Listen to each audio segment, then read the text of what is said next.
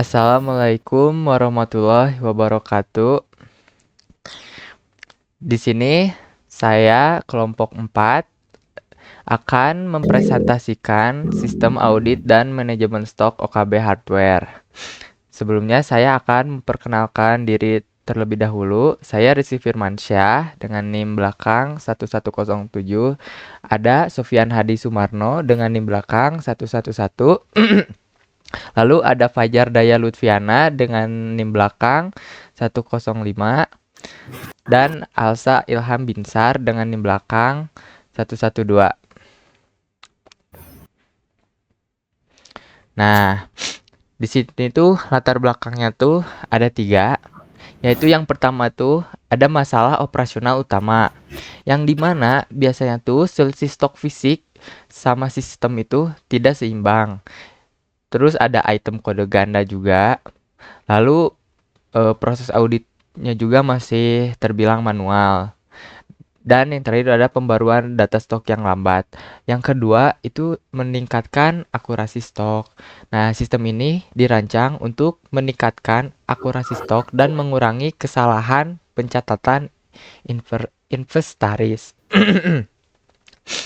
Lalu yang ketiga meningkatkan efisiensi operasional, yang dimana itu untuk mengoptimalkan proses gudang, audit, dan pengelolaan stok agar cepat dan terintegrasi.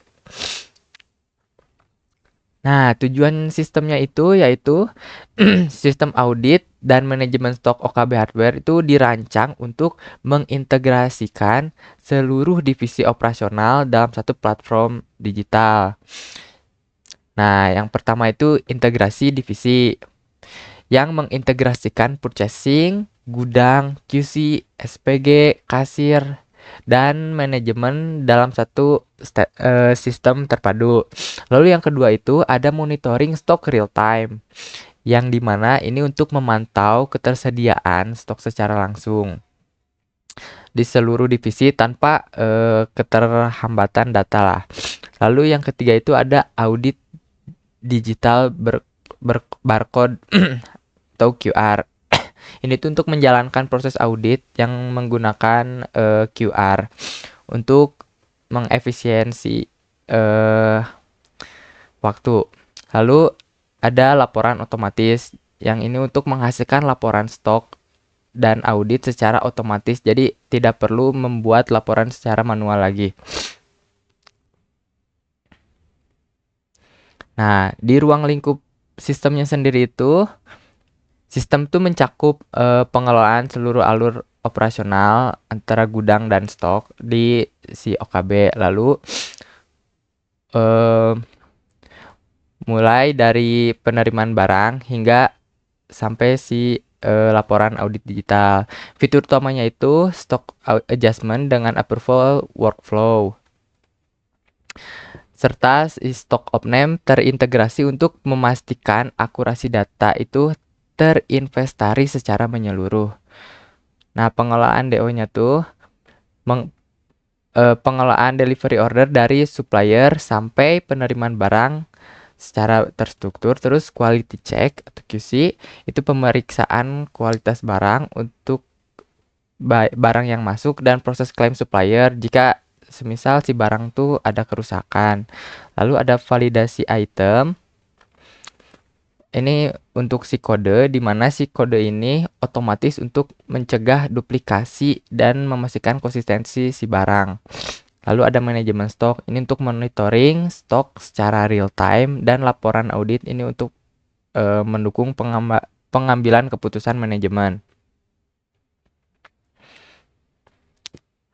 Nah, si aktor sistemnya sendiri itu ada 5, yaitu ada purchasing, ada gudang, ada tim audit, ada SPG, ada kasir, sama si IT.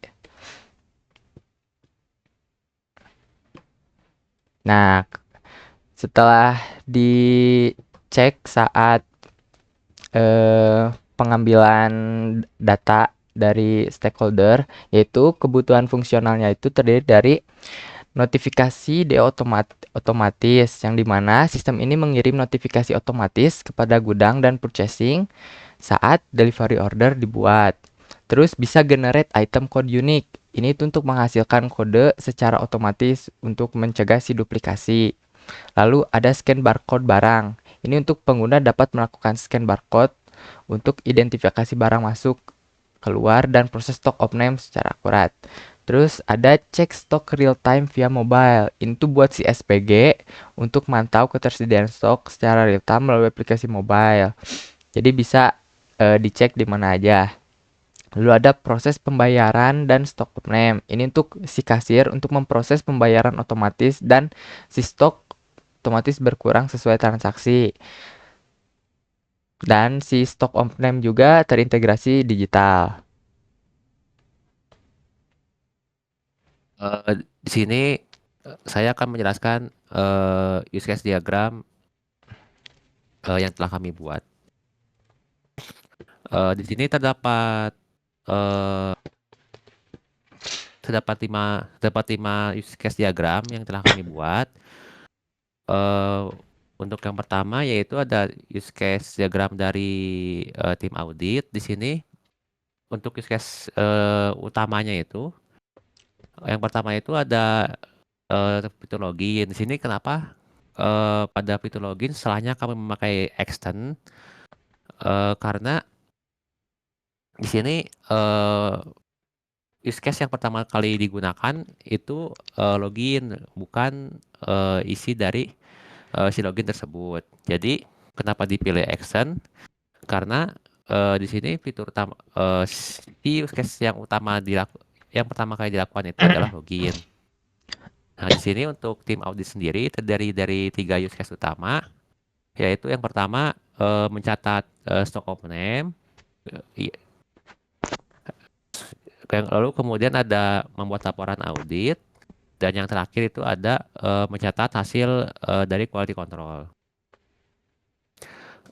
Di sini untuk alur use case sendiri, apabila tim audit ingin membuat laporan audit, maka tim audit itu wajib melakukan stock of name terlebih dahulu.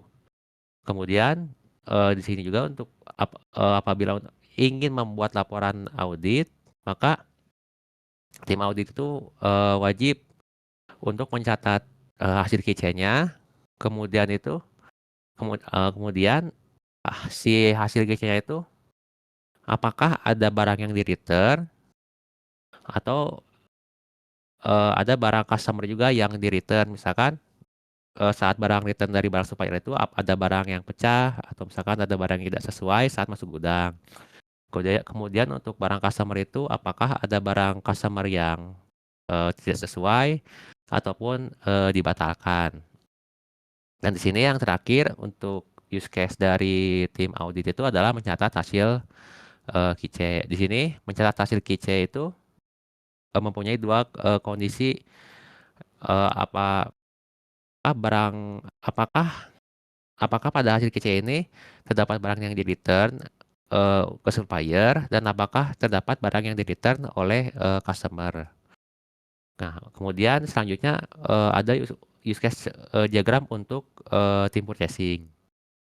Di sini untuk tim purchasing sama seperti pada tim audit, yaitu use case yang pertama kali dilakukan adalah login, dan di sini terdiri dari 4 use case utama setelah login, yaitu yang pertama ada input item code. Di sini input item code eh, memiliki fitur tambahan, yaitu memvalidasi double code. Jadi di sini apabila terdapat double code, maka fungsi extend akan dilakukan. Kemudian yang kedua itu ada menginformasikan barang yang akan datang. Di sini kenapa barang yang akan datang itu menjadi use case sendiri, karena pada saat wawancara terdapat kebutuhan eh, bahwa tim purchasing itu dapat menginformasikan barang yang akan datang, eh, namun use case itu adalah bagian dari use case yang lain. Kemudian di sini apabila tim purchasing ingin melakukan menginformasikan barang yang akan datang, maka tim purchasing itu wajib untuk melakukan eh, use case utama lainnya, yaitu melakukan pembelian dahulu. Jadi di sini sebelum menginformasikan barang yang akan datang, maka tim purchasing itu wajib untuk melakukan pembelian. Di sini melakukan pembelian itu terdiri dari dua kegiatan sebelumnya. Yang pertama itu tim purchasing itu harus menerima berita acara dulu dari dari sistem atau dari atau apabila kekurangan barang. Kemudian ada yang kedua itu menerima notifikasi delivery order dari kalau tidak salah itu dari gudang. Kemudian di sini untuk use case yang use case utama yang terakhir itu adalah melihat data DO. Nah, melihat data DO ini digunakan hanya untuk melihat data dari delivery order barang ke supplier.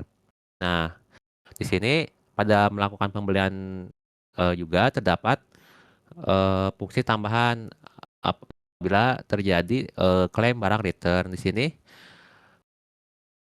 apabila terjadi klaim barang return, maka wajib wajib bagi tim purchasing itu untuk melakukan laporan QC, di mana laporan QC ini eh,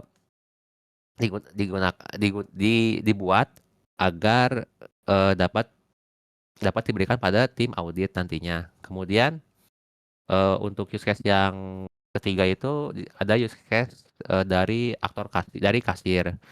Di sini sama seperti yang sebelumnya, use case yang pertama dilakukan itu adalah login.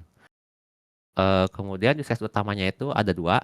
Yang pertama itu mengecek stok gudang yang tercatat, dan yang keduanya itu ada eh, memproses pembelian customer. Di sini kenapa mengecek stok gudang yang tercatat itu memiliki extend memproses pembelian customer, karena di sini mengecek gudang itu tidak memiliki kewajiban untuk memproses pembelian customer. Namun apabila apabila eh, kasir ingin melanjutkan proses pembelian customer, maka kasir itu wajib melihat cek gudang yang tercatat. Kemudian pada use case memproses pembelian customer, di sini kasir itu wajib untuk melakukan pengelola pembayaran, karena data yang diproses itu akan disimpan pada database. Kemudian untuk use case selanjutnya itu ada use case gudang. Di sini terdiri dari 3 use case utama. Di sini nih, di sini sama seperti sebelumnya. Use case yang dilakukan itu adalah login. Kemudian di sini terdiri dari 3 use case utama. Yang pertama itu melakukan penyesuaian stok. Di sini untuk melakukan penyesuaian stok, maka divisi gudang itu wajib untuk membuat berita acara. Kemudian juga terdapat fungsi apabila terdapat dua buah fungsi. Kenapa di sini menambah stok barang dan mengurangi stok barang itu adalah bukan include atau tidak kewajiban, karena eh, di sini di sini untuk use case tersebut divisi gudang itu dapat memilih apakah ingin menambah barang atau mengurangi stok barang. Di sini untuk alur yang menambah stok barang sendiri wajib dilakukan sebelumnya itu menerima barang dari supplier, dan wajib sebelum menerima barang dari supplier itu melakukan scan barcode. Kemudian di sini terdapat use case yang kedua, yaitu melakukan penyesuaian stok seperti yang maaf, maaf, maaf. Di sini terdapat use case yang kedua, yaitu menerima informasi kedatangan barang. Di sini melihat atau menerima informasi kedatangan barang itu didapat dari use case dari aktor purchasing sebelumnya, yaitu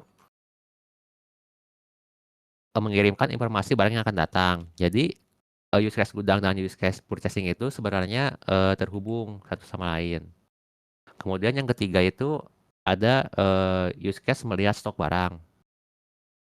Di sini untuk melihat stok di sini eh, di sini saat melihat stok barang itu divisi gudang itu juga dapat melakukan namanya itu stock of name. Nah, pada stock of name sendiri ini terdapat dua, dua pilihan, apakah ingin melakukan stock of name mingguan ataupun bulanan. Kemudian selanjutnya terdapat atau yang terakhir itu use case dari SPG. Di sini kenapa use case SPG tidak terdapat login? Karena di sini untuk use case SPG sendiri itu digunakan pada eh, bisa dibilang aplikasi terpisah. Karena untuk SPG sendiri di sini menggunakan tabel menggunakan tablet Android. Jadi pada tabel Android sendiri ini tidak diperlukan login. Jadi SPG bisa langsung melakukan yang pertama itu cek stok.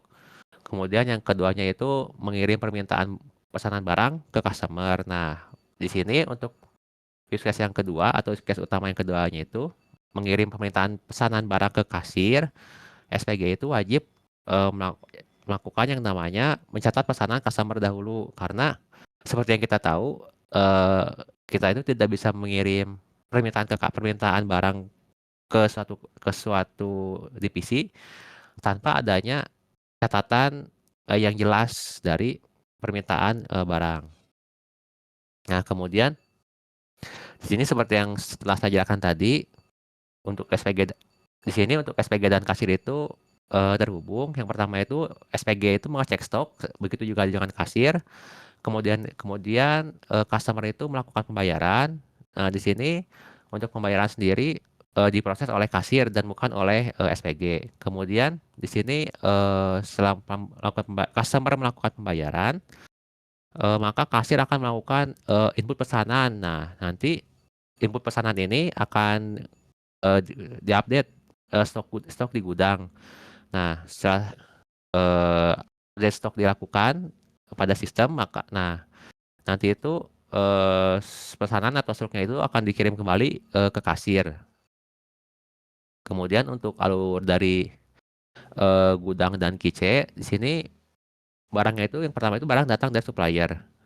Atau sebelum barang datang dari supplier itu ada proses sebelumnya itu dari tim purchasing mengirim delivery order ke supplier. Supplier mengirimkan surat jalan dan juga barang. Kemudian barang itu baru akan datang. Kemudian di sini setelah barang datang di gudang, maka yang melakukan pemeriksaan terlebih dahulu itu bukan dari divisi gudang, melainkan dari divisi kice. Kemudian apabila barangnya diterima, maka di sini baru divisi kice itu akan memberikan ACC ke divisi gudang untuk melakukan scan barcode. Kemudian setelahnya apabila ada barang rusak, di sini yang mencatat itu bukan dari divisi gudang melainkan dari divisi kice. Nah, nanti si klaim suppliernya ini si klaim return barang ke suppliernya ini akan berbentuk sebuah laporan. Kemudian laporan ini itu menjadi validasi pre-order dan delivery ordernya. Kemudian purchase order dan delivery ordernya. Nah, kemudian sini ada kebutuhan non fungsional dari perusahaan sendiri, yaitu yang pertama itu ada autentikasi. Jadi eh, ada beberapa aktor yang memerlukan autentifikasi seperti yang telah kita kami jelaskan sebelumnya. Mana yang memerlukan autentikasi itu yang pertama itu ada tim audit, yang kedua itu ada bagian purchasing, Yang ketiga itu ada kasir, keempat ada gudang, dan sudah cukup dan itu saja. Kemudian di sini ada audit trail yaitu melihat melihat setiap perubahan data stok, transaksi dan approval yang tercatat secara otomatis. Jadi di sini untuk audit trail sendiri itu yang dapat melakukannya itu diantaranya yang pertama tentunya ada dari kasir sendiri untuk melihat stok, kemudian ada dari gudang, dan yang terakhir itu untuk dilakukan stock of name dan laporan laporan audit itu biasanya ya, pada use case kami ini yaitu ada pada di tim purchasing dan tim audit. Kemudian oh ya kemudian di sini untuk dari SPG sendiri tidak memerlukan autentikasi, namun bisa juga melakukan melihat perubahan stok. Kemudian di sini yang ketiga itu ada backup harian. Di sini maksud dari backup harian sendiri itu digunakan eh, untuk digunakan agar nantinya apabila dilakukan stock of name pada mingguan atau bulanan itu datanya itu benar-benar ada. Jadi kenapa dilakukannya harian di sini itu karena proses transaksinya itu pada perusahaan itu terjadi pada setiap harinya. Jadi tapi pada proses setiap hari tersebut juga pada setiap hari tersebut juga pada setiap hari tersebut juga. Nah, jadi setelah dilakukan pendataan setiap hari, maka akan dilakukan pendataan data mingguan. Setelah dilakukan pendataan mingguan, maka akan dilakukan pendataan secara bulanan. Jadi, kenapa perlu dilakukan backup harian di sini untuk mencegah untuk mencegah kekosongan atau kekosongan atau tidak adanya eh key yang detail. Kemudian di sini untuk yang keempat yaitu validasi item code dan approval workflow-nya di sini. Di sini untuk validasi item code dan approval workflow itu terjadi pada divisi eh, yang pertama itu pasti gudang, yang keduanya itu eh, keychain, dan pertamanya itu dari tim purchasing. Nah, di sini seperti yang telah kami jelaskan sebelumnya itu, jadi item code itu divalidasi untuk mencegah duplikasi. Di sini untuk validasinya sendiri kami menggunakan barcode, kemudian setiap penyesuaian stok itu memerlukan persetujuan. Jadi ketika melakukan penyesuaian stok itu, yang pertama barang dari supplier. Nah, barang dari supplier itu memerlukan persetujuan dari manajemen atasnya lagi sebenarnya itu.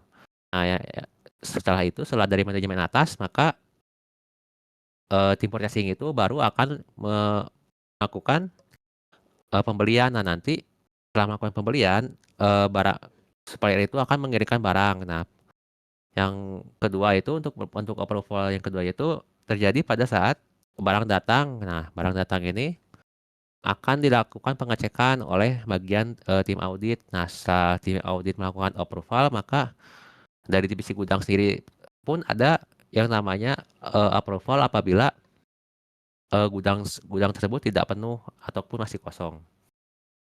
Nah, kemudian sini terdapat quality attribute dari analisis kami. Yang pertama itu untuk usability-nya itu UI-nya itu mudah digunakan, kemudian itu pencariannya itu cepat dan navigasinya itu mudah digunakan untuk semua pengguna. Kemudian terdapat reliability-nya itu yaitu uptime 99%, kemudian sinkronisasi data, kemudian sistem tetap stabil walaupun terdapat tekanan tekanan atau pengguna yang banyak pada saat yang sama. Kemudian availability-nya itu dapat diakses untuk yang untuk yang login sebenarnya eh lebih harus diakses melalui web dan biasanya itu diakses melalui komputer. Nah, untuk yang tidak tanpa login seperti SPG, nah itu sebenarnya cukup untuk memakai aplikasi mobile. Nah, di sini yang keempat itu ada scalability-nya. Di sini mendukung yang itu mendukung peningkatan jumlah pengguna, kemudian volume data dan transaksi tanpa penurunan performa. Jadi di sini itu eh, un- untuk transaksi tanpa penurunan performa dapat dilakukan beberapa cara seperti cara umumnya. Yang pertama itu eh, menambah penyimpanan server ataupun mengupgrade perangkat. Kemudian yang kelima itu ada maintainability dan portability. Jadi di sini itu arsitektur dari sistem kami itu diharapkan itu mudah untuk perawatannya seperti yang dijelaskan sebelumnya, dan itu dapat di-upgrade seperti untuk part-partnya ataupun software-softwarenya. Kemudian di sini untuk arsitektur dari sistemnya sendiri memiliki beberapa lapisan. Yang pertama itu ada untuk presentation layernya itu kami kami berbasis web dan juga mobile app. Kemudian untuk application layernya itu ada pemrosesan DO, ada validasi item code, ada workflow approval dan notifikasi. Kemudian untuk database dan barcode-nya atau QR, di sini penyimpanannya itu terpusat dan layanan barcode-nya itu untuk validasi barang masuk. Kemudian terdapat yang keempat itu ada ERP integration. Di sini terdapat sinkronisasi data dengan sistem ERP untuk akurasi stok dan laporan manajemen seperti untuk keychain dan opname. Kemudian sini activity diagram akan dijelaskan oleh rekan saya. Oke, jadi kita masuk ke bagian activity diagram, yang dimana sistem kami ini memiliki 3 activity diagram. Kita masuk ke activity diagram pertama, yaitu memesan atau pemesanan barang. Jadi prosesnya itu kita awalin dari swimlane customer yang melakukan pemesanan. Terus si staff SPG-nya ini bakal nginput data order ke sistem. Kemudian bakal memicu fungsi cek ketersediaan stok. Kalau misalkan stoknya kosong, sistem bakal langsung ngeluarin informasi terus proses selesai.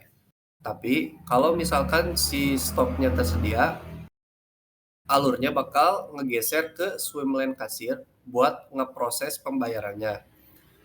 Terus si sistem bakal melakukan validasi. Nah, kalau misalkan validasinya gagal, kendalinya dibalikin lagi ke si kasir. Kita bisa lihat di komponen batang hitam yang tebal di swimlane system. Nah, si batang tebal ini tuh namanya kan fork node yang dipakai buat ngejalanin dua proses paralel database secara bersamaan buat efisiensi. Yang pertama itu buat ngurangin stok yang tersedia dan nambahin stok yang kepesan. Nah, kedua proses ini tuh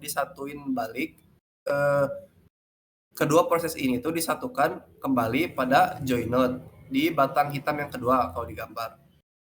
Nah, habis itu sistem bakal ngecek kondisi kalau barang langsung diambil oleh pembeli, si alur bakal dialihin ke gudang buat proses penyiapannya, terus juga packing, sama pengiriman barang di tempat. Terus terakhir itu data kembali ke sistem buat pengurangan stok secara final ya. Juga pencatatan transaksi penjualan sebelum ditutup sama swimlane audit dengan cara mencetak laporan penjualan resmi. Next ya. Nah, Di activity kedua ini, activity supplier ke gudang. Jadi diagram yang kedua ini tuh bakal ngejelasin gimana si divisi logistik ini bakal nanganin rantai pasokannya. Nah, si prosesnya ini tuh dimulai waktu staf gudang mendapati stok menipis dan mengharuskan pengecekan. Kalau misalkan tidak mencukupi, kendali bakal bergeser ke swim lane tim purchasing buat nerbitin dokumen PR atau purchase request ke pihak supplier. Kalau misalkan si pihak supplier nerima pesanan, mereka bakal ngeproses pengiriman barang ke toko. Nah, begitu truk logistiknya datang, kendali penuh diambil alih sama swimlane audit buat nerima barang, terus juga bakal melakukan atau mengeksekusi QC atau quality control. Nah, kalau misalkan si barangnya itu defect atau nggak sesuai spesifikasi, si sistem bakal memicu fungsi return barang ke supplier. Tapi kalau misalkan si barangnya lolos quality control, barang bakal dikasih barcode, terus diserahin balik ke swimlane gudang. Nah, di sini tuh di sini tuh gudang melakukan decision check kapasitas ruangnya. Nah, kalau misalkan penuh, si sistem bakal kayak nerbitin laporan barang itu nggak masuk. Tapi kalau misalkan si slot raknya itu memadai atau ada ruang, si petugas bakal melakukan scan barcode buat nyimpen barang, dan si data inventaris database-nya juga bakal secara resmi bertambah. Sekarang masuk ke diagram yang terakhir. Nah, diagram ini tuh atau diagram audit total, si diagram yang ketiga ini tuh bakal kayak memetakan fungsi pengawasan dan keandalan data sama tim audit. Nah, tim audit itu memulai proses dengan meminta data rekapitulasi keluar masuknya dari 3 entitas sekaligus. Yang pertama itu dokumen surat jalan dari si suppliernya, terus berkas surat permintaan pembelian dari tim purchasing, juga data real of name dari gudang. Pemisahan tugas ini dikerjain secara paralel dan menggunakan forknote. Jadi ketiga berkas itu tuh ditarik, terus disatuin kembali di join node buat masuk ke tahap melakukan pengecekan silang. Nah, kalau misalkan seluruh kalkulasi datanya itu dinyatakan sinkron dan sesuai, tim auditnya bakal langsung nerbitin laporan audit final.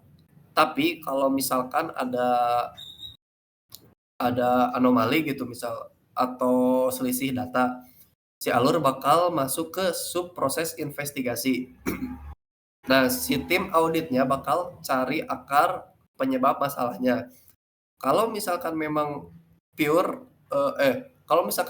murni kesalahan fisik barang dari luar, bakal diterbitin instruksi return. Nah, sedangkan kalau misalkan masalah administratif internal antar divisi, tim bakal nerbitin laporan selisih barang divisi bermasalah sebagai bentuk evaluasi sistem.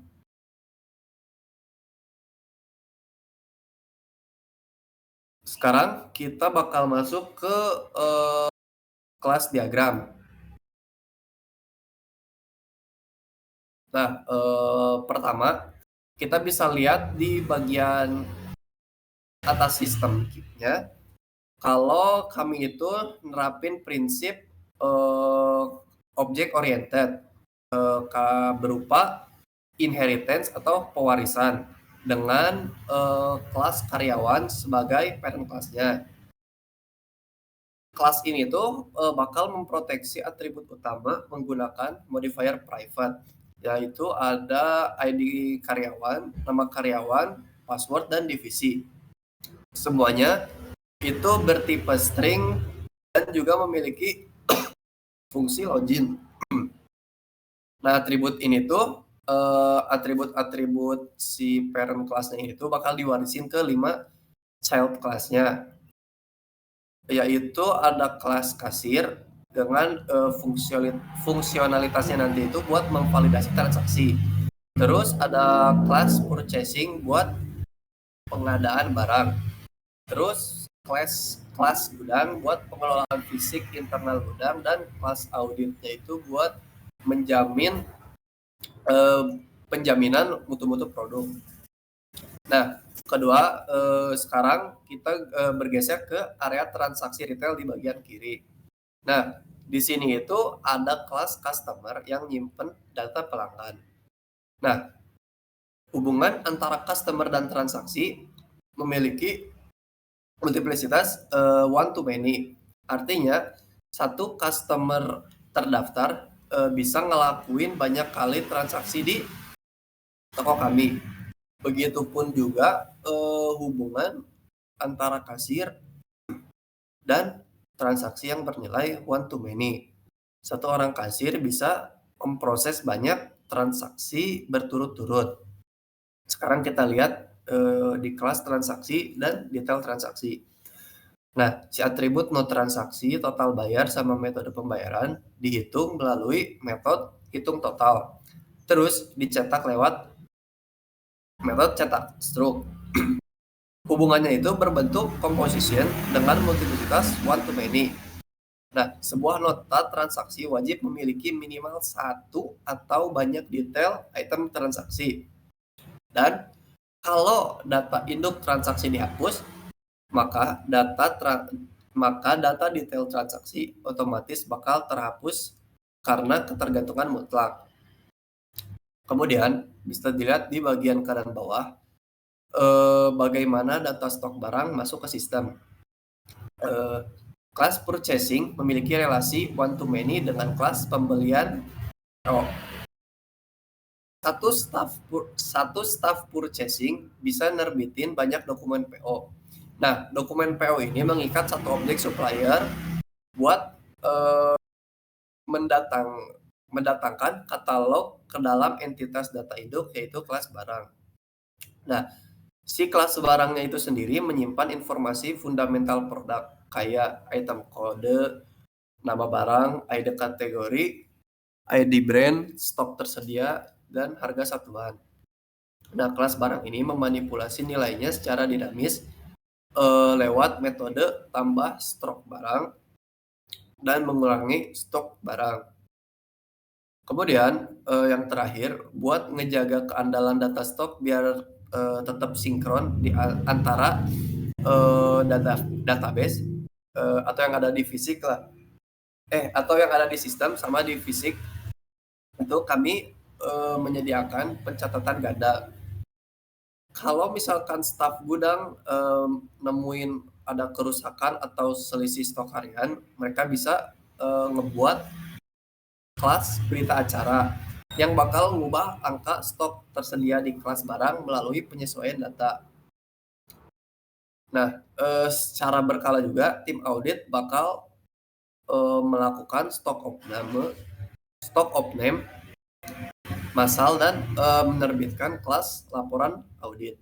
Nah, relasi antara audit dan laporan audit adalah one to many, di mana laporan tersebut mengunci status pemeriksaan atau status quality check-nya pada objek-objek di kelas barang.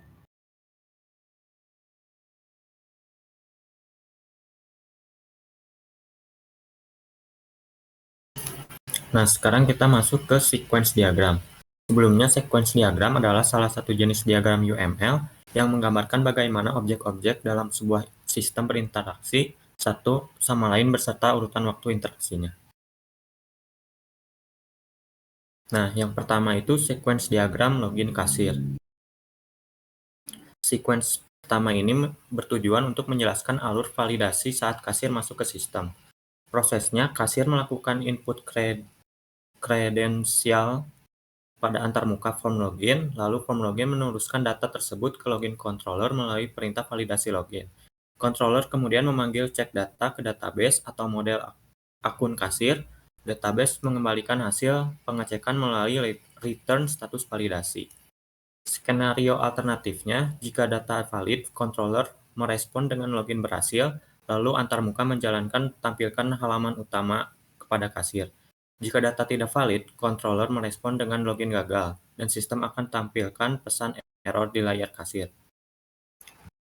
Yang kedua, sequence diagram cek stok gudang. Sequence ini bertujuan menunjukkan bagaimana kasir melihat ketersediaan barang. Prosesnya, kasir melakukan aksi klik menu cek stok pada form stok gudang, form meminta data ke stok controller melalui request data stok, controller mengambil data dari model produk dengan perintah dapatkan semua stok, lalu model mengembalikan data via return daftar stok. Controller meneruskan data ke form dengan tampilkan data stok. Terakhir, antarmuka melakukan cetak atau tampilkan tabel stok agar bisa dilihat oleh kasir. Yang ketiga, sequence diagram transaksi penjualan. Sequence ini bertujuan menggambarkan proses kompleks dari kasir menginput barang hingga mencetak struk. Prosesnya, kasir memulai dengan buka form transaksi, lalu dilakukan skenario looping. Selama ada barang belanjaan, kasir menginput barang melalui input barang, form meneruskan ke transaksi controller dengan tambah item, lalu controller mencari detail barang ke model, produk, dan mencari respon return detail produk. Controller menghitung subtotal secara internal, lalu daftar pembelanjaan di layar kasir diperbarui. Setelah selesai, kasir menekan selesaikan belanja. Controller mengeksekusi hitung total belanja dan mengembalikan total harga. Proses pembayaran include kasir memasukkan uang pelanggan, input nominal bayar, controller memproses pembayaran, proses pembayaran, menghitung kembalian, dan menyimpan transaksi ke database. Setelah sukses disimpan, data kembali dikirim ke form dan diakhiri dengan mencetak struk. Yang keempat, proses login gudang. Sequence ini bertujuan untuk validasi hak akses untuk pegawai gudang dengan penanganan error jaringan. Prosesnya alur dasar sama seperti login kasir yang tadi yang sudah dijelaskan. Skenario alternatifnya, kredensial benar, sistem menampilkan halaman utama gudang. Kredensial salahnya, sistem menampilkan pesan error, username atau password salah. Koneksi database masalah berok terpisah jika server mati, controller memicu error koneksi, dan form menampilkan gagal terhubung ke server. Yang kelima, sequence diagram kelola stok. Sequence ini bertujuan untuk alur menambah, mengubah, dan menghapus data fisik barang di gudang. Prosesnya, pegawai gudang melakukan buka menu kelola stok, lalu skenario satunya tambah atau update data, gudang melakukan input data stok, lalu sistem melakukan validasi. Kondisi valid, jumlah lebih dari sama dengan 0, stok diupdate di database, dan tabel di layar di-refresh. Kondisi tidak valid atau negatif atau kosong, sistem menolak dan memunculkan jumlah stok tidak valid. Skenario keduanya, hapus data stok. Gudang memilih barang dan menekan klik hapus. Jika konfirmasi ya, data dihapus dari database dan tabel di-refresh. Jika konfirmasi batal, sistem melakukan batalkan aksi dan kembali ke tampilan awal. Sequence ke-6, diagram mengecek stok. Sequence ini bertujuan untuk pemantauan internal gudang terhadap stok yang tercatat di sistem. Prosesnya, gudang mengklik menu cek stok, lalu sistem meminta data stok tercatat. Skenario alternatifnya, jika data ada, form menampilkan daftar stok, terdapat proses tambahan, include di mana controller otomatis memvalidasi sistem dan mengecek konsistensi data. Jika data kosong atau error, controller merespon return data kosong dan layar menampilkan tidak ada data stok yang tercatat. Yang ketujuh, sequence diagram login purchasing. Sequence ini bertujuan untuk validasi hak akses tim pembelian.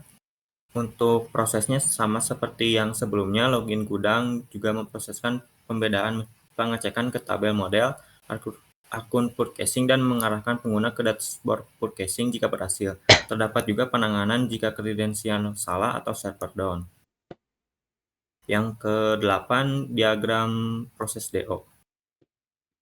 Sequence ini bertujuan untuk tim processing mengecek daftar barang yang sedang dalam proses pengiriman atau delivery order. Prosesnya, tim processing melakukan klik menu delivery order, sistem merefresh data ke controller lalu mengambil data dari entitas delivery order. Skenario alternatifnya, jika data tersedia, controller merespon dengan kirim data DO dan layar menampilkan tabel status pengiriman. Jika data kosong, controller merespon return data kosong, sistem menampilkan tidak ada data delivery order aktif. Kemudian yang ke-9, sequence diagram menginformasikan barang yang akan datang. Sequence ini bertujuan tim processing memberikan notifikasi ke gudang bahwa barang dari supplier sudah tiba atau sedang menuju lokasi.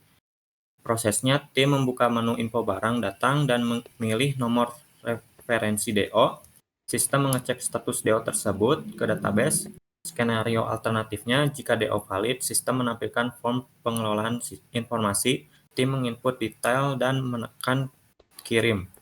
Controller menyimpan data tersebut dan menyebarkan notifikasi ke sistem gudang. Layar memunculkan konfirmasi selesai. Jika DO tidak valid atau expired, sistem menampilkan pesan data DO tidak dapat digunakan. Kemudian sequence diagram input item code.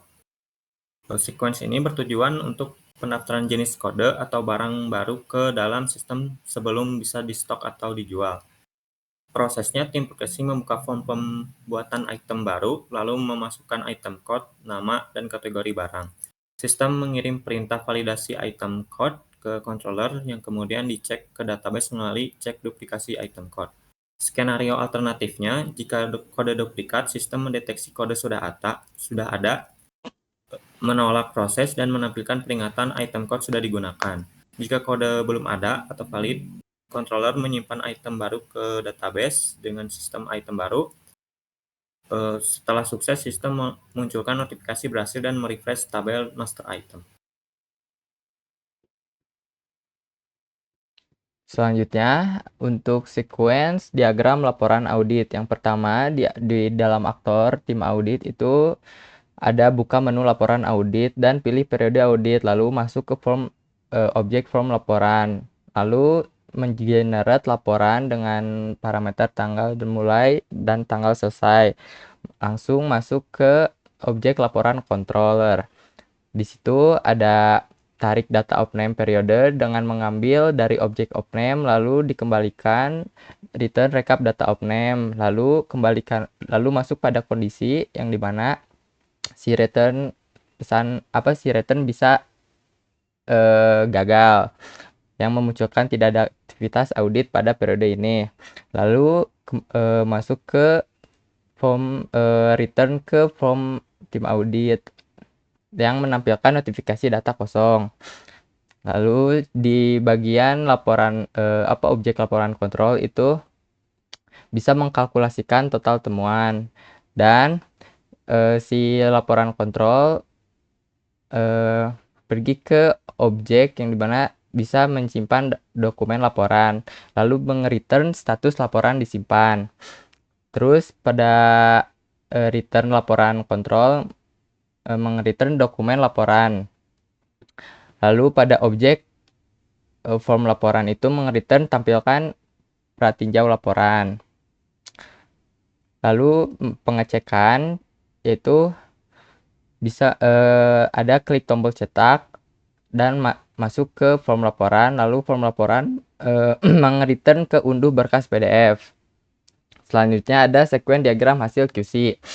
Di sini ada aktor tim audit itu buka menu pencatatan QC dan menginputkan pemeriksaan QC masuk ke objek from QC, lalu memvalidasi ke QC controller. Lalu QC controller itu mencek validasi item ke database, lalu mereturnnya status item valid.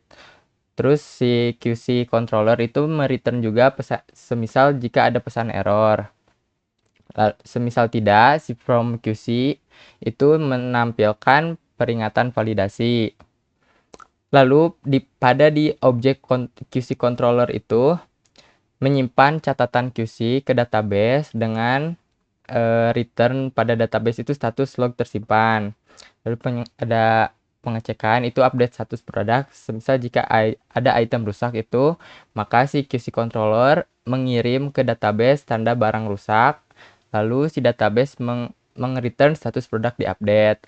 Nah, di bagian si QC controller itu meng-return sebuah pesan sukses. Lalu si from QC juga me-return refresh tabel hasil QC ke tim audit. Selanjutnya ada sequence diagram cetak stok. Di sini ada aktor SPG yang dimana aktor SPG ini melakukan klik menu cek stok dan juga input item kode dengan berinteraksi dengan objek from check stock.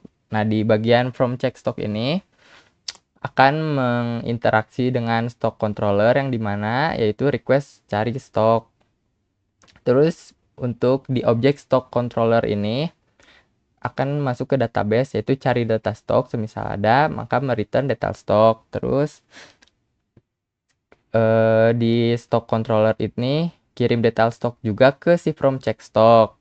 Lalu menampilkan informasi stok barang ke si SPG. Nah, dan kalau semisal si stoknya kosong, maka tampilan pesan error. Selanjutnya ada sequence diagram catat pesan customer. Di sini juga aktornya adalah SPG. Yang pertama itu SPG berinteraksi dengan objek form pesan customer, di mana si SPG itu yang pertama itu membuka menu catat pesanan. Lalu si SPG itu bisa mengulang-ulangi input item kode, yang dimana ini untuk barang. Terus bagian objek from pesan customer itu mengirim ke si pesan controller yang dimana yaitu interaksinya adalah validasi item pesanan. Terus si pesanan controller itu mengirim ke produk. Lalu di si produk itu mereturn kalau misal si stok barangnya masih ada, mereturn sebuah jumlah stok. Lalu si pesanan kontrol, objek pesanan controller ini itu untuk menghitung sub item dan meng-return ke si from pesanan customer, yang dimana itu masuk ke daftar belanja customer. Terus meng-return juga kalau semisal gagal. Nah, pada objek from pesanan customer ini mengirimkan sebuah notifikasi yaitu tampilkan pesan peringatan.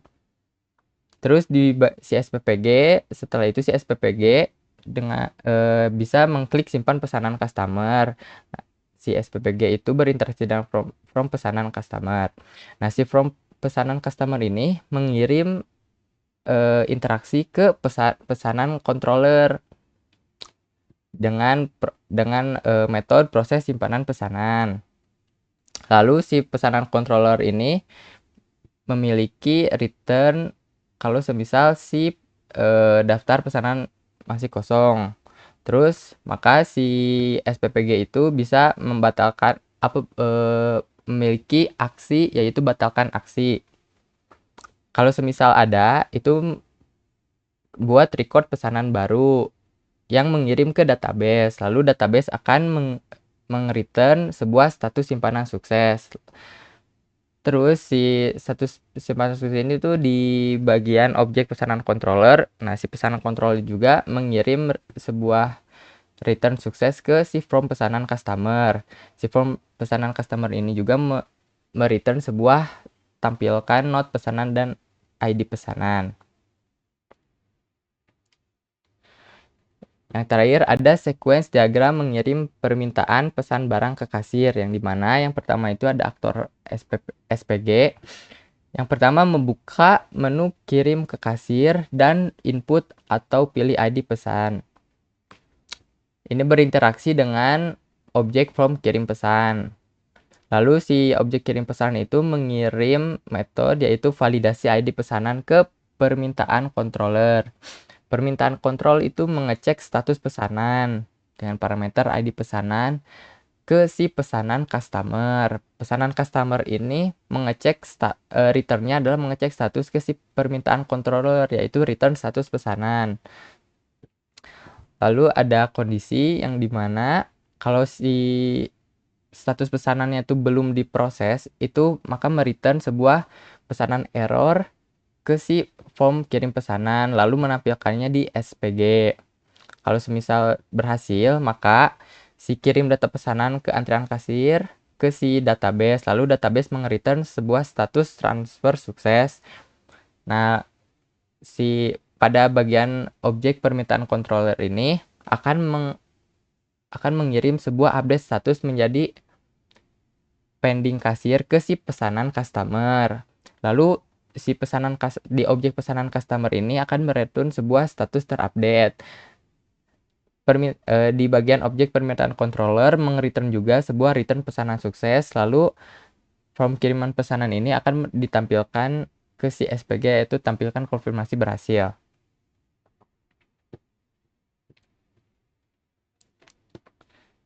Sekarang kita masuk ke bagian state diagram, yang dimana state diagram ini itu adalah intinya ngejelasin perubahan sebuah kondisi. Sistem kami ini itu memiliki 4 state diagram. Mohon maaf sebelumnya karena gambarnya itu berbentuk vertikal sehingga mungkin tidak terlalu kelihatan kalau di tampilannya. Yang pertama kita masuk ke barang, atau kalau di sini itu bisa lihat di bawah namanya state logistik master barang.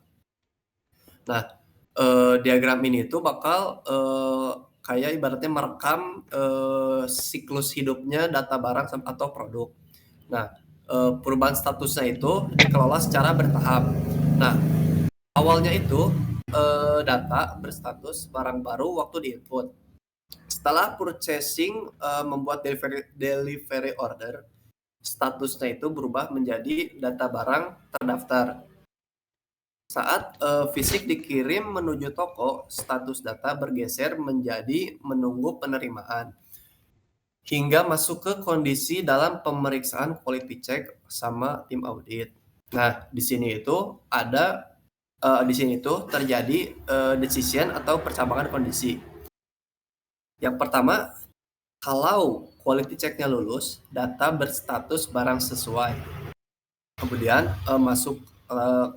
Kemudian lanjut ke tersedia dijual di gudang. Lanjut lagi, berubah kondisi sudah dibayar setelah kasir menerima uang. Berubah lagi kondisinya menjadi menunggu pengambilan label digital. Dan yang terakhir, status akhirnya itu sudah diambil customer. Terus kita balik lagi ke kondisi yang lain. Kalau misalkan quality check-nya gagal, si data beralih status menjadi barang rusak. Nah, kemudian kondisinya berubah menjadi memicu status klaim supplier. Lalu masuk ke status fisik return ke supplier sebelum si siklus data barang ini dinyatakan selesai. Sekarang kita masuk ke state diagram yang kedua, bisa lihat di atas tentang dokumen klaim barang. Tentang klaim barang. Diagram yang kedua ini itu menggambarkan ibaratnya kayak daur hidup dari dokumen klaim barang yang cacat. Nah, siklus ini itu sangat penting karena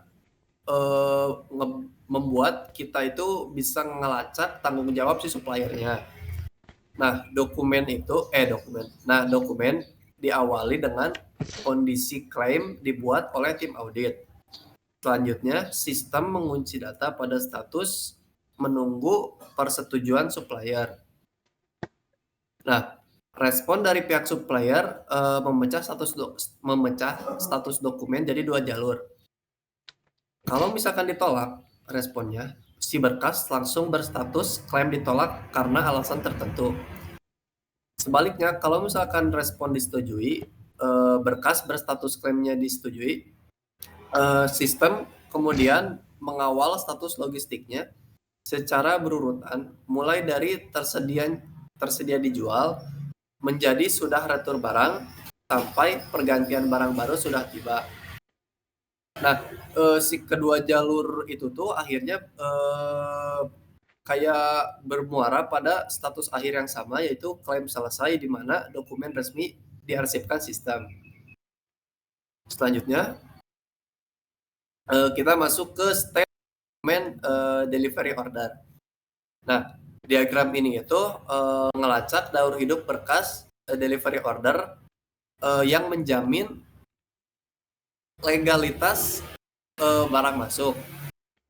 Siklus dimulai dari status internal, mulai proses delivery order, beralih ke status buat delivery order baru oleh purchasing. Kemudian statusnya menjadi kirim DO ke supplier. Nah, habis logistik merespon, status berkas naik menjadi cek penerimaan dan verifikasi data DO. Nah, dari hasil verifikasi itu, sistem membagi status dokumen menjadi dua. Satu, kalau misalkan data nggak valid, dokumen langsung dikasih atau diberi status tolak delivery order karena nggak valid. Sedangkan kalau misalkan data cocok, dokumen berstatus lacak pengiriman barang selama perjalanan, kemudian berubah menjadi terima barang di gudang saat truk dibongkar. Nah, siklus atau step lembar kerja delivery order ini berakhir di status proses selesai. Nah, di diagram yang terakhir itu state tentang transaksi. Nah, diagram ini itu merupakan, jadi gambaran diagram ini tuh kayak pemetaan terstruktur buat ngebandingin siklus alur barang tanpa trigger event eksternal buat mempertegas transisi murni antara state di dalam database dari kondisi inisial hingga selesai. Terus juga mastiin kalau status data tidak mengalami deadlock di tengah proses bisnis.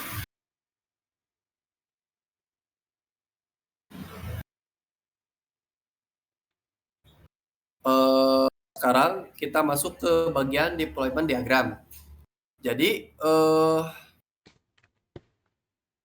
arsitektur fisik sama topologi jaringan dari sistem yang kami bangun ini melalui arsitektur terpusat dengan application server cloud sebagai pusat pemrosesan utamanya. Nah, di dalam server aplikasi ini berjalan artifact utama sistem kami yang dibungkus dalam format web arsip bernama web enterprise system.wap. Kalau kita lihat di sebelah kanan, application servernya ini itu terhubung langsung ke Kubus database server. Nah, di dalam node ini kami menggunakan artifact relational database management system berupa MySQL atau PostgreSQL DBMS buat ngelola si basis data fisik utama kami yang kami kasih nama DB OKB Inventory.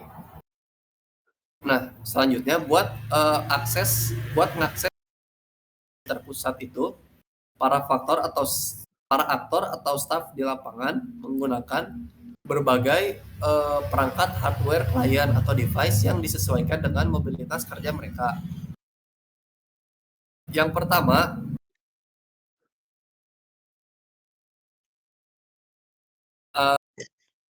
smartphone dari SPG. Nah, tablet atau smartphone dari SPG ini dipakai di lantai toko buat mobilitas tinggi yang mengakses sistem secara web-based melalui artifact web browser. Kemudian ada PC, kasir, dan tim purchasing. Kasir dan purchasing ini menggunakan perangkat komputer desktop statis di meja counter, mengakses sistem lewat artifact web browser, Chrome atau Edge buat melayani pembayaran cepat dan input data pengadaan. Kemudian tim audit dan manajer menggunakan komputer desktop yang juga mengakses sistem lewat web browser buat keperluan monitoring data, melakukan pengecekan silang, sampai mencetak laporan. Lalu buat tim gudang ini sendiri ini berbeda sama divisi lain. Staf gudang ini dibekali perangkat bergerak atau mobile device yang menjalankan artifact aplikasi khusus bernama OKB Warehouse App.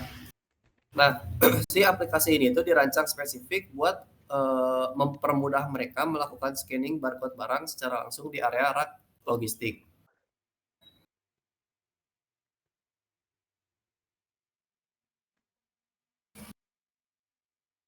Sekarang kita masuk ke database design. Nah, di sini kita menggunakan IRD. Diagram ini memberikan model visual dari struktur data yang mendasari sistem manajemen operasional bisnis kita. Ini mendefinisikan entitas utama, atributnya, dan bagaimana mereka berinteraksi satu sama lain untuk mendukung proses bisnis kita. Di pusat diagram, kita memiliki entitas karyawan. Ini adalah entitas induk yang menampung informasi umum untuk semua staf. Atribut utamanya meliputi ID karyawan, nama, username, dan password. Karyawan kemudian digeneralisasi menjadi beberapa subtipe atau peran yang ditunjukkan oleh simbol hierarki D atau disjoint. Ini berarti seorang karyawan hanya dapat memiliki satu peran spesifik pada satu waktu. Peran tersebut adalah kasir, SPG, gudang, audit, dan purchasing. Ini memastikan bahwa sistem membatasi akses dan tindakan berdasarkan peran yang sesuai. Kemudian di bagian sisi kiri diagram, kita melihat entitas dan hubungan yang terkait dengan interaksi pelanggan dan penjual. Entitas customer, pelanggan kita diwakili oleh entitas ini, yang memiliki atribut penting seperti ID customer dan nama customer. Hubungan mengurus, subtipe karyawan kasir dan SPG memiliki hubungan langsung dengan customer. Mereka mengurus interaksi tatap muka selama proses penjualan. Lalu hubungan membeli, pelanggan customer berinteraksi dengan sistem dengan melakukan pembelian yang digambarkan oleh hubungan membeli ke entitas transaksi. Entitas transaksi, ini adalah entitas kunci yang merekam semua detail pembelian. Atributnya meliputi ID transaksi, total harga, metode pembayaran, dan juga tanggal pembelian. Hubungan ke barang, entitas transaksi juga terhubung ke entitas barang. Hubungan ini merekam item-item spesifik yang dibeli dalam setiap transaksi. Kemudian kita beralih ke bagian tengah diagram, kita menampilkan alur inventaris dan gudang. Entitas barang, ini adalah entitas inti untuk semua item stok yang kita miliki. Atribut utamanya adalah kode barang, nama barang, harga satuan, dan stok tersedia. Lalu subtipe gudang, karyawan di bagian gudang bertanggung jawab atas pengelolaan barang ini. Mereka memiliki hubungan langsung dengan barang. Kemudian ada entitas berita acara.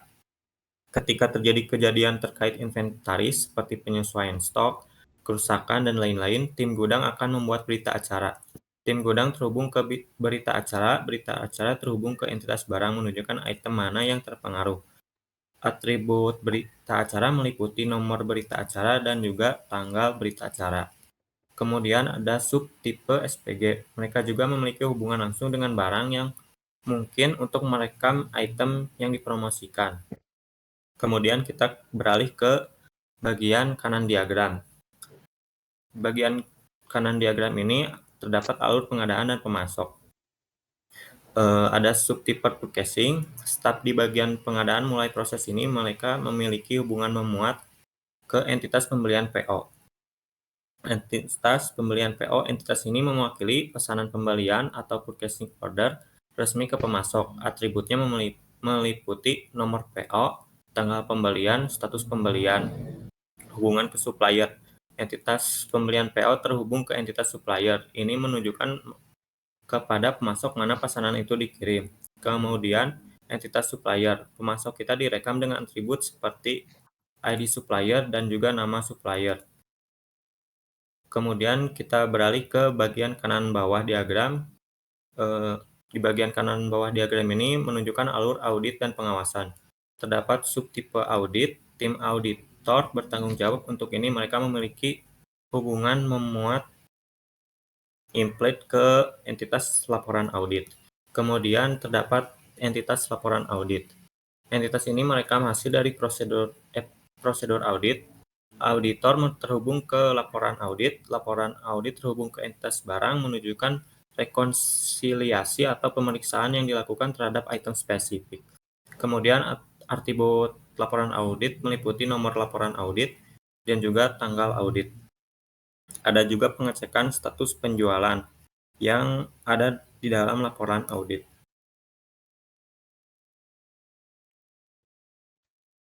Selanjutnya ada user interface design yang yaitu ini untuk menampilkan antarmuka sisi sistem dirancang modern, responsif, dan mudah digunakan. Pertama tuh ada dashboard stok yang bisa ngefilter kategori, grafik real time, terus ringkasan stok kritis. Terus ada untuk di mobile tuh ada scan barcode mobile, yaitu untuk input barang masuk keluar via kamera. Terus bisa ngegenerate laporan audit digital. Nah, di sini tuh ada contoh-contohnya yang di bagian kiri itu ini untuk si SPG buat membantu si pelanggan untuk mencari produk yang tersedia di toko. Jadi si halaman ini bisa melihat si daftar produk secara real time. Terus bisa mencari berdasarkan nama barang serta memfilter si produk berdasarkan kategori harga dan metode pengiriman. Terus di search bar itu digunakan untuk mencari produk, terus ada filter produk, tadi sudah dijelaskan. Lalu ada yang bagian sebelah kanannya. Nah, sebelah kanan ini tuh halaman untuk si audit dan stock of name, yaitu untuk digunakan si tim audit melakukan proses audit persediaan barang dan serta memastikan sesuai antara jumlah stok fisik dengan data yang tersimpan pada sistem. Jadi halaman ini untuk ringkasnya itu untuk si hasil audit, terus tabel stock of name, informasi selisih stok, serta untuk berbagai aksi yang bisa dilakukan selama proses audit berlangsung. Informasinya ini bisa secara real time untuk membantu si auditor mengidentifikasi perbedaan stok, memverifikasi barang, dan mengenerate laporan audit lebih cepat dan akurat. Nah, si manfaat sistem ini tuh yang pertama itu bisa mengurangi selisih stok. Ini ini untuk bisa akurasi inventaris untuk meningkatkan dengan validasi item code otomatis dan sinkronisasi data secara real time. Lalu yang kedua itu ada mempercepat audit. Ini bisa mempercepat audit karena ini proses audit digitalnya dengan barcode, terus menggantikan si metode manual tersebut yang lambat dan mungkin bisa aja menjadi kesalahan. Yang ketiga itu mencegah item code ganda. Ini sistem bisa generate item code unik secara otomatis dan juga bisa mencegah duplikasi antara si data barang. Lalu yang keempat itu monitoring real time. Ini bisa memantau secara real time oleh semua divisi, terus mendukung pengambilan keputusan manajemen yang cepat dan juga tepat.